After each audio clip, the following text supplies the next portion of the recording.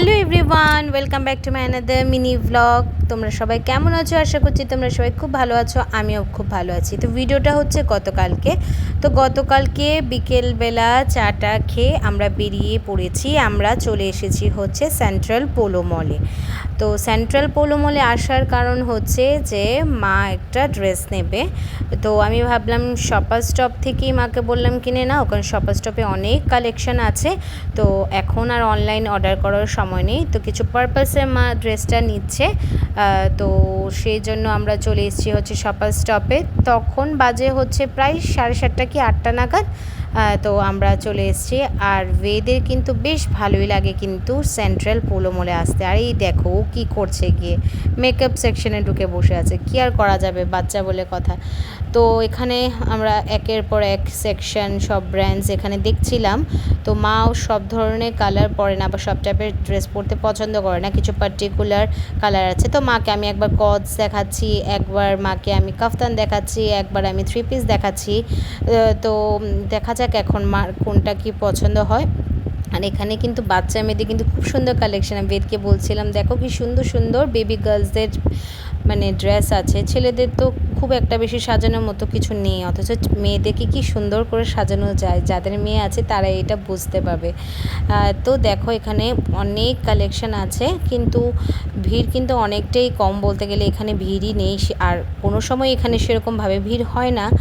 আর যাই হোক, ফাইনালি কিন্তু মা একটা ড্রেস পছন্দ হয়ে গেছে।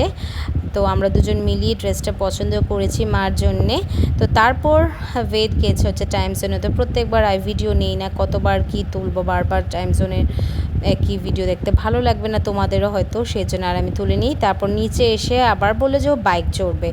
তো ঠিক আছে, তো ওকে বাইকও আমরা চড়িয়ে দিয়েছি। তারপরে সব কিছু সেরে এবার অল্প অল্প একটু খিদে পাচ্ছিলো, তো ভাবলাম হালকা পাতলা কিছু খাওয়া যাক, খুব একটা বেশি কিছু খাবো না। তো তারপর আমরা চলে গেছি KFC। তো ওখান থেকে আমরা এরকম মকটেল অর্ডার করে নিয়েছি, আর তার সাথে আমি নিয়েছি হচ্ছে একটা মাড কেকটা কিন্তু ভীষণ টেস্টি ছিল খেতে।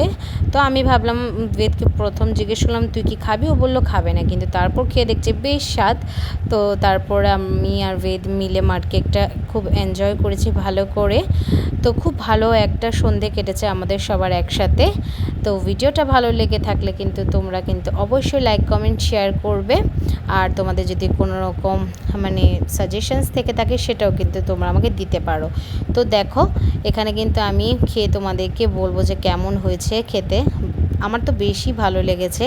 আর মানে ভিতরে মানে একটা 3 লেয়ার আছে, তো খুবই ভালো লাগছিলো। আর যেহেতু মা খুব একটা বেশি ঠান্ডা খায় না, আর বেদকে তো আমি দিতে চাই না, কিন্তু কি করব বলো, বাচ্চা মানুষ, ও তো মানে কিছু মানে চাইবেই। ও না খেয়ে, ওকে কিছু না দিয়ে তোমরা খেতে পারবে না।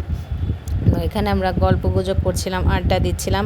ও ভাবতে পারো যে বাবা আসেনি কেন, বাবা তো বাংলাদেশ থেকে চলে এসছে, কিন্তু বাবা গেছে হচ্ছে বাবার চশমা বানাতে দিয়েছে, তো ওই কাজেই ব্যস্ত ছিল বাবা। তো বাবা আমাদের সাথে আসেনি, তাই আমরা তিনজনই চলে এসেছি। এসে ভালো একটা কোয়ালিটির টাইম সবাই মিলে স্পেন্ড করেছি।